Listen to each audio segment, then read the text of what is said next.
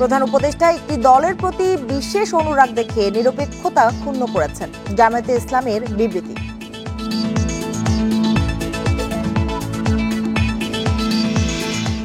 সরকার যখনই চায় তখনই নির্বাচনে নিরাপত্তা দিতে প্রস্তুত আইনশৃঙ্খলা বাহিনী, জানালেন স্বরাষ্ট্র উপদেষ্টা।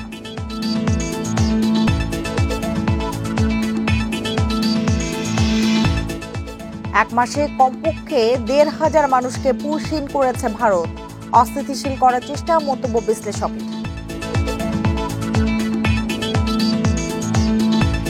হামলা পাল্টা হামলায় অঘোষিত যুদ্ধ পরিস্থিতি ইরান ইসরায়েলের।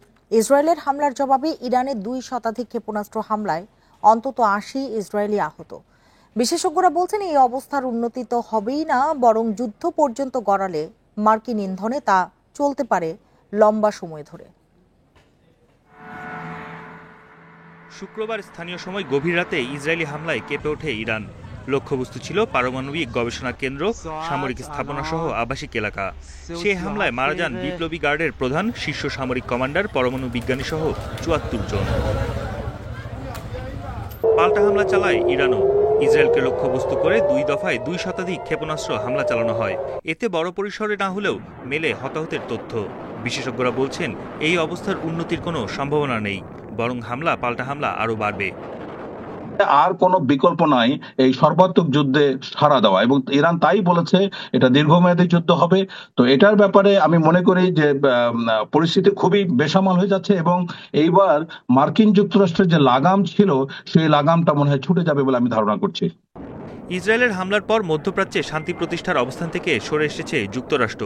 পাল্টা হুমকিতে যুক্তরাষ্ট্র বলছে ইসরায়েলকে রক্ষায় পাশে থাকবে তারা। এর ফলে সংকট আরও বাড়ার শঙ্কা বিশ্লেষকদের।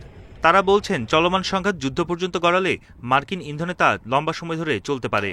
সংঘাত যদি থামতে হয়, সেখানে বড় শক্তি যারা আছে, বড় শক্তিগুলোর একটি ভূমিকা এখানে খুব প্রয়োজন রয়েছে। আমরা এখানে যেখানে দেখতে পাচ্ছি যুক্তরাষ্ট্র নিজেই এখানে এক ধরনের প্রভোকেশনের কাজ করেছে ইসরায়েলের জন্য ইরানি হামলার ক্ষেত্রে। সেই ক্ষেত্রে যুক্তরাষ্ট্রের দিক থেকে অবভিয়াসলি কোনো ধরনের সমঝোতার কোনো চেষ্টা তো করা হবেই না। উপরন্তু তারা এটি বলে দিয়েছে ইরান যদি পাল্টা মার্কিন কোনো ঘাঁটি বা নাগরিকদের উপর লক্ষ্যবস্তু করে তাহলে ইরানকে কঠোর পরিণতি ভোগ করতে হবে। ইসরায়েলের এই হামলার কারণে যুক্তরাষ্ট্রের সঙ্গে পরমাণু চুক্তির আলোচনা থেকে সরে এসেছে ইরান। এতে আঞ্চলিক স্থিতিশীলতা হুমকির মুখে পড়ার ঝুঁকি বাড়ছে। বন ইবনে কামাল, ইন্ডিপেন্ডেন্ট নিউজ, ঢাকা। লন্ডনে একটি দলের সঙ্গে প্রধান উপদেষ্টা বৈঠকে রাজনৈতিক সংস্কৃতির ব্যত্যয় হয়েছে বলে জানিয়েছে জামায়াতে ইসলামী। শনিবার এক বিবৃতিতে এসব কথা জানিয়েছে জামায়াত। এতে প্রধান উপদেষ্টা একটি দলের প্রতি বিশেষ অনুরাগ দেখিয়ে নিরপেক্ষতা ক্ষুণ্ণ করেছেন বলে বিবৃতিতে উল্লেখ করা হয়েছে। এটি তার নিরপেক্ষতা ক্ষুণ্ণ করেছে বলেও মনে করে জামায়াতে ইসলামী। শনিবার জামায়াতে ইসলামীর কেন্দ্রীয় নির্বাহী পরিষদের এক বৈঠকে রাজনৈতিক পরিস্থিতি নিয়ে আলোচনায় এসব বিষয়ে উঠে আসে। বিবৃতিতে বলা হয়, লন্ডনে প্রধান উপদেষ্টার সাথে বিএনপির ভারপ্রাপ্ত চেয়ারম্যান তারেক রহমানের বৈঠককে স্বাভাবিক মনে করে বাংলাদেশ জামায়াতে ইসলামী। তবে বিগত ৬ই জুন জাতির উদ্দেশ্যে দেয়া ভাষণে এপ্রিলের প্রথমার্ধে জাতীয় সংসদ নির্বাচনের রোডম্যাপ ঘোষণা করেন প্রধান উপদেষ্টা। এরপর একটি রাজনৈতিক দলের সাথে বৈঠক করে বিদেশে যৌথ প্রেস ব্রিফিং ও বিবৃতি প্রধান উপদেষ্টার নিরপেক্ষতা ক্ষুণ্ণ করেছে। সরকারের নিরপেক্ষতায় প্রধান উপদেষ্টার ভূমিকা জাতির সামনে স্পষ্ট করতে অন্তর্বর্তী সরকারের প্রতি আহ্বান জানায় জামায়াতে ইসলামী।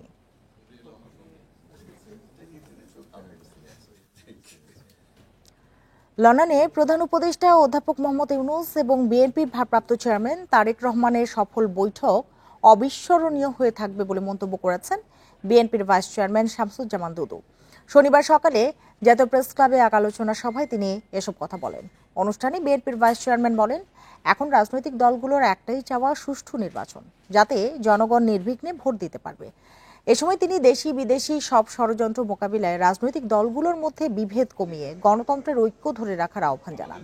প্রধান উপদেষ্টা অধ্যাপক মোহাম্মদ ইউনূস এবং বিএনপির ভারপ্রাপ্ত চেয়ারম্যান তারেক রহমানের বৈঠকে জাতীয় নির্বাচনের সময় নিয়ে একমত হতে পারা দেশের রাজনৈতিক ইতিহাসে অবিস্মরণীয় হয়ে থাকবে বলে মন্তব্য করেন তিনি। বলেন, জুলাইয়ের আন্দোলন তখনই পূর্ণতা পাবে যখন দেশে সুষ্ঠু নির্বাচনের মাধ্যমে গণতন্ত্র প্রতিষ্ঠা পাবে। একটা সংসারের দায়িত্ব নিতে চাচ্ছে, এই তো সেই জায়গায় আমাদের সরকার যখনই চায় তখনই নির্বাচনে নিরাপত্তা নিশ্চিতে সর্বাত্মকভাবে প্রস্তুত রয়েছে আইনশৃঙ্খলা বাহিনী। দুপুরে র্যাব ও এপিবিএন এর কার্যালয় পরিদর্শন শেষে এসব কথা বলেন স্বরাষ্ট্র উপদেষ্টা জাহাঙ্গীর আলম চৌধুরী। বলেন, নির্বাচনে লেভেল প্লেয়িং ফিল্ড নিয়ে কোনো অনিশ্চয়তা নেই।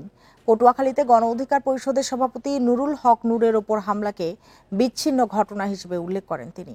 গুমের বিষয়ে আইনশৃঙ্খলা বাহিনীর কর্মকাণ্ডকে স্বার্থান্বেষী কর্মকর্তাদের কার্যকলাপ হিসেবে উল্লেখ করেন স্বরাষ্ট্র উপদেষ্টা। বলেন, এপিবিএন, থানা পুলিশ সহ আইনশৃঙ্খলা বাহিনীর সার্বিক উন্নয়নে কাজ করছে সরকার। অন্তর্বর্তী সরকারের ১১ মাসে আইনশৃঙ্খলা পরিস্থিতির যথেষ্ট উন্নতি হয়েছে বলেও দাবি করেন তিনি। এছাড়া মাঠ পর্যায়ে পুলিশের কাছে রাইফেলের মতো অস্ত্র থাকলেও ভারী মারণাস্ত্র থাকবে না বলেও জানান স্বরাষ্ট্র উপদেষ্টা।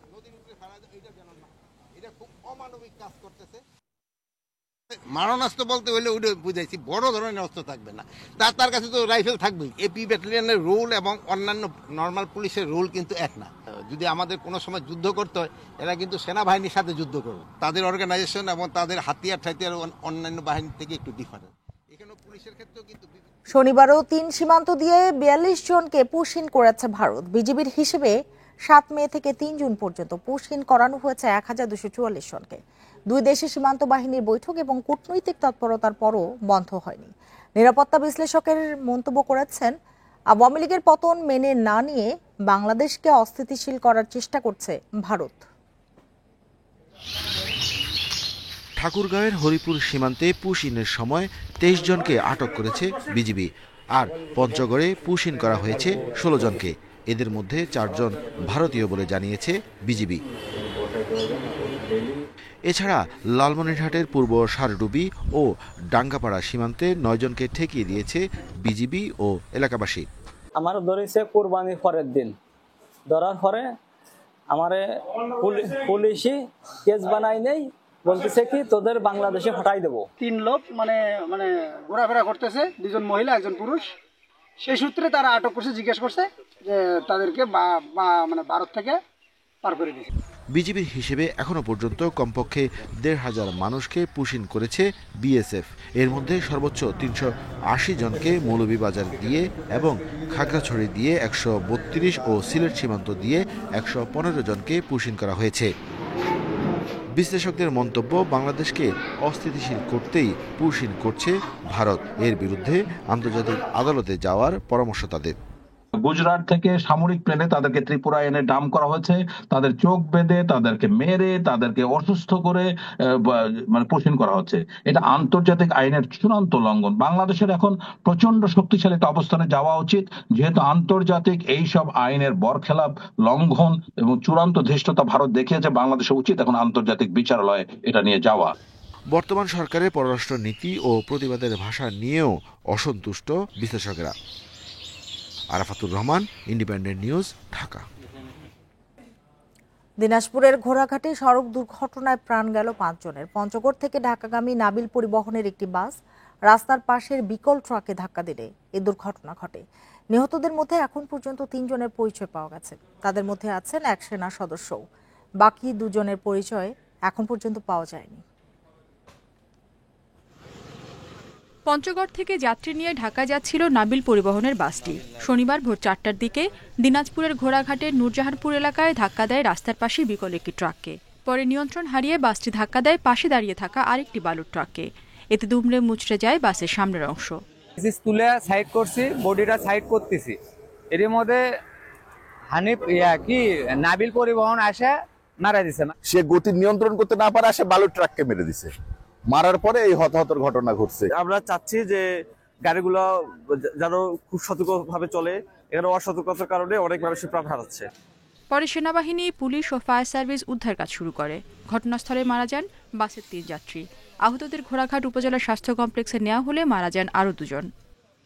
আমাদের পাওয়া তথ্য মতে ৫ জন মারা গিয়েছেন এবং ৭ জন গুরুতর আহত অবস্থায়। আমরা তাদের হাসপাতালে পাঠানোর ব্যবস্থা করেছি, আর উদ্ধার কার্যক্রম আমাদের শেষ হয়েছে। দুর্ঘটনায় নিহতদের মধ্যে আছেন সেনা সদস্য এরশাদ আলী, তামান্না আক্তার ও বাসের সুপারভাইজার আমিনুল ইসলাম। আহতদের চিকিৎসা দেওয়া হচ্ছে বিভিন্ন হাসপাতালে। Independent news. সোমবার থেকে দেশের বেশিরভাগ এলাকায় ভারী বৃষ্টি শুরু হবে, চলবে আগামী শনিবার পর্যন্ত। এমন পূর্বাভাস দিয়েছে আবহাওয়া অধিদপ্তর। ফলে বিভিন্ন অঞ্চলে চলমান মৃদু তাপপ্রবাহ কমে আসবে। কিন্তু এখন থেমে থেমে বৃষ্টি হলেও বাতাসে জলীয় বাষ্প বেশি থাকায় অস্বস্তি বেড়েছে। 7 দিন ধরে চলা মৃদু তাপপ্রবাহে ভুগছে দেশ। সবচেয়ে বেশি বিপাকে পড়েছে খেটে খাওয়া মানুষ। আবহাওয়া অধিদপ্তর জানিয়েছে, বাতাসের গতিবেগ কম, জলীয় বাষ্পের পরিমাণ বেশি ও মৌসুমী লঘুচাপে চরম ভাবাপন্ন পরিস্থিতি বিরাজ করছে। শুক্রবার থেকে কমতে শুরু করেছে রোদের তীব্রতা। শনিবার রাজধানী সহ বেশ কিছু এলাকায় বৃষ্টিও হয়েছে, কিন্তু তাতেও গরম কমেনি। শরীর ঠিকই ঘামতাছে, মানে বৃষ্টি এবার ভাব, তারপরে গরম আছে ভালো। গরমে কুলান গাছ আছে না রাস্তাঘাটে, একটা খেপলে আসে দেখেন কি অবস্থা হয়েছে, অতিরিক্ত গরম। প্রথম ভাবছিলাম যে একটু হয়তো বা ঠান্ডা হতে পারে, কিন্তু বৃষ্টি হওয়ার পরে আরো মাটি থেকে এখন ভাব বেরোচ্ছে। আবহাওয়া অধিদপ্তর জানিয়েছে 16 জুন থেকে বৃষ্টি বাড়বে, তখন তাপপ্রবাহ কমে আসবে।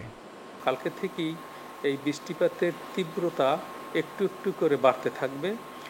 16 জুন থেকে 22 জুন পর্যন্ত সারা বাংলাদেশে থেমে থেমে বৃষ্টিপাত হবে এবং এই বৃষ্টিপাত সংঘটিত হলে বিদ্যমান যে চরম তাপমাত্রা বা মৃদু ধরনের যে তাপপ্রবাহ বয়ে যাচ্ছে সেটা কিছুটা প্রশমিত হবে এবং কিছুটা স্বস্তিদায়ক পরিস্থিতি তৈরি হতে পারে।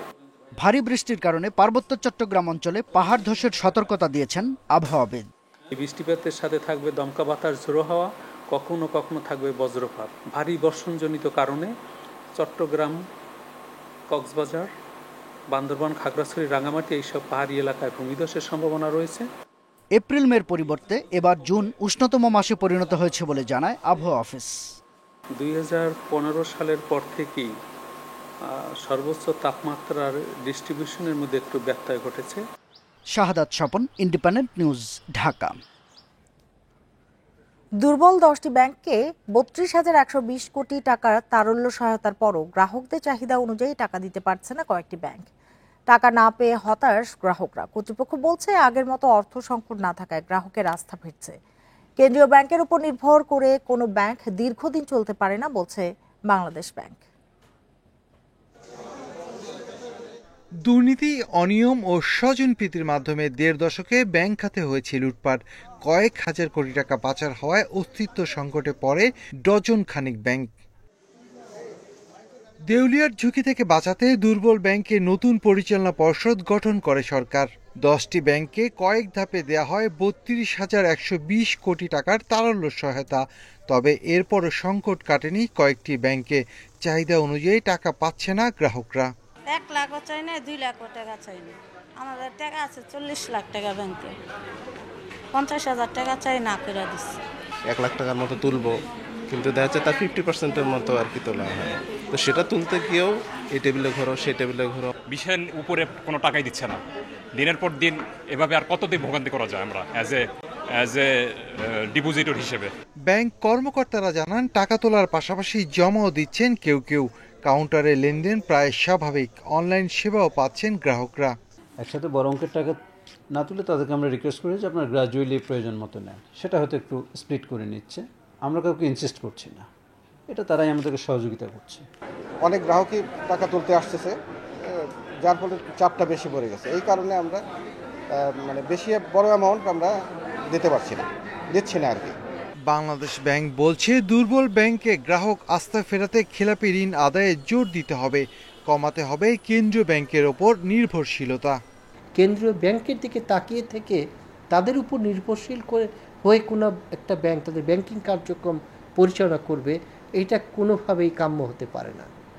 এই কারণে আপনারা দেখতে পাচ্ছেন যে লিকুইডিটি সাপোর্ট দেওয়ার পরেও অনেক ব্যাংকই তাদের সকল গ্রাহকের চাহিদা মেটাতে সক্ষম হচ্ছে না। সংস্কার ও সুশাসন অব্যাহত থাকলে শিগগিরই ব্যাংক খাত শক্তিশালী হবে আশা বাংলাদেশ ব্যাংকের। তাদেরকে তো নিজের পায়ে ঘুরে দাঁড়ানোর প্রচেষ্টা। Shafil Alam Sujan, Independent News, Dhaka.